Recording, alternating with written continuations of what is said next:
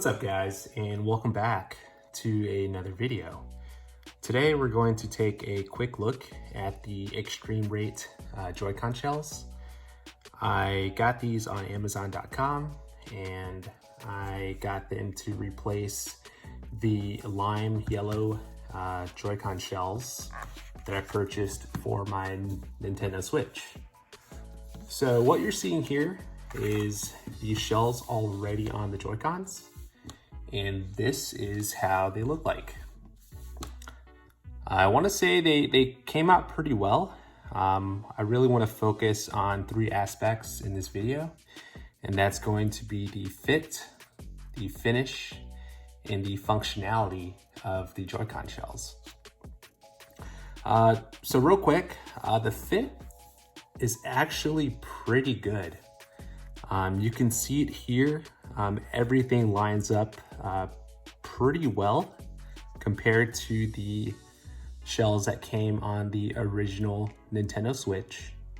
If you look carefully around the corners, you can see that everything lines up pretty nicely.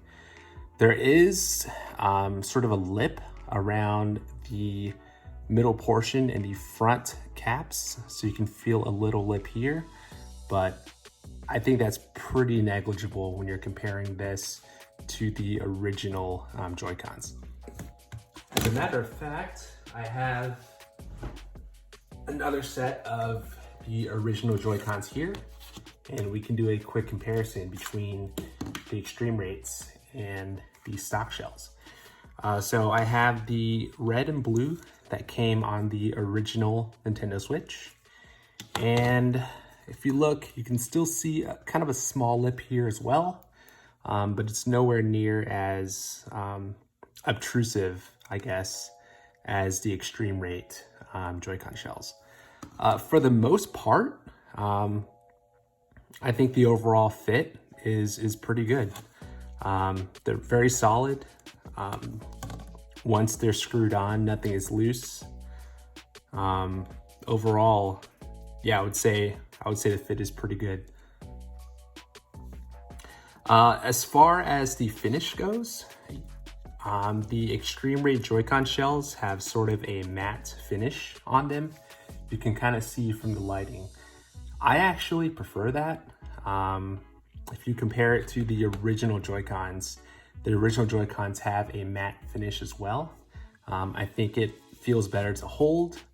I don't know about you guys, but when I'm playing more intensive games, my palms begin to kind of get grimy, kind of get sweaty, which is actually not too bad when you're using sort of this matte finish. So that's pretty nice. Overall, I would say it's pretty comparable to the stock Joy-Con shells. As for the functionality goes, you can see, I had the original lime yellow Joy-Con shells. So unfortunately, this kit doesn't replace the, I guess the inner rails. So you'll see that this Joy-Con still has the yellow shoulder buttons. Honestly, not too bad once you have them on the Switch. No one can really see. Functionality wise, everything's internal to the Joy-Cons, so everything works pretty much as you expected. I mainly got these because I had, back in the day, a Game Boy Color in the atomic purple. The Joy-Con shells that you see here is listed as a clear purple, and it's just very reminiscent of that atomic purple that I had back in the day. So it's definitely nostalgic to look at these. And I think overall they look great. I'm using them with a Nintendo Switch case here. This is the Mamba. I believe it's the Blade series. I can do another video on this later just to kind of show you the functionality of this case. But I think this color combination along with the case looks pretty nice.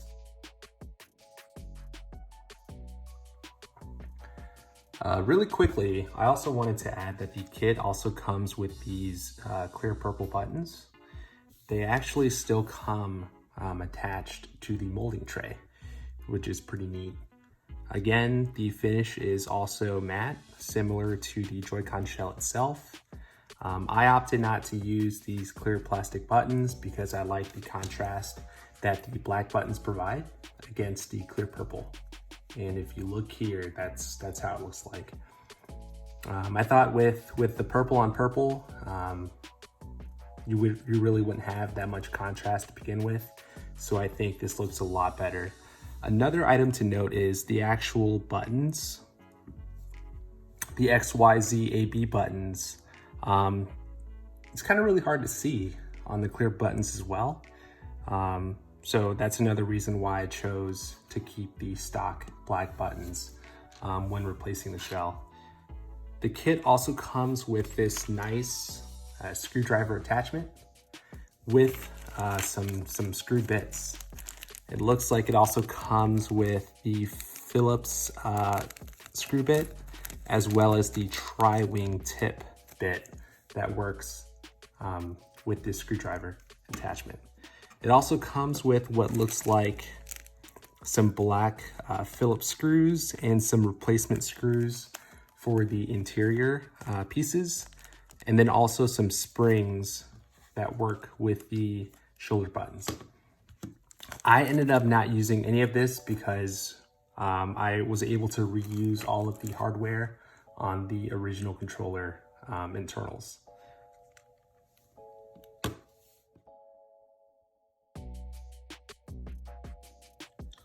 Another piece that I wanted to highlight is the ability to change the color of the Joy-Con in the firmware. So what you're seeing here is a modified color for the internal bits of these two Joy-Cons.